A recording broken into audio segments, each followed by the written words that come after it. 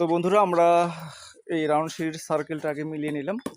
দেখতে পাচ্ছেন অনেক সুন্দর করে আমরা কিন্তু নিচের দিকে আগে দাগ দিয়ে নিয়েছি। সার্কেলটি আমাদের ধাপ কত করে পড়বে, এখানে আমাদের 16 ইঞ্চি বাই 7 ইঞ্চি করে পড়তেছে এবং প্রতিটি দাগ দেখতে পাচ্ছেন আমরা চোখ দিয়ে দাগে আমরা পেরেক পুঁতে দিচ্ছি। দেখতে পাচ্ছেন এইভাবে পেরেক পুঁতানোর পর আপনাকে তারপরে সেন্টারিংয়ে যেতে হবে। আপনি যদি সঠিক মেজারমেন্ট এখানে না করতে পারেন তাহলে আপনি যত বড় দক্ষ মিস্ত্রি হন না কেন আপনার মেজারমেন্টের সেন্টারিং অ্যাকুরেট আসবে না। এই জন্য আগে নিজেকে নিচে ঢালাইয়ের উপরে আপনাকে পুরো ডিজাইনের সার্কেলটা আর্টিস্ট করে নিতে হবে ধাপগুলো।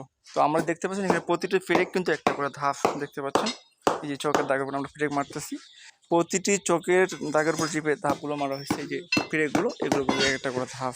তো এইভাবে ধাপের জন্য প্রতিটা দাগের উপর একটা করে পেরেক মেরে নেবেন। তো এভাবেই প্রথমে সার্কেলটা রেডি করতে হয়, তারপরে সেটি সেন্টারিং শুরু করতে হয়।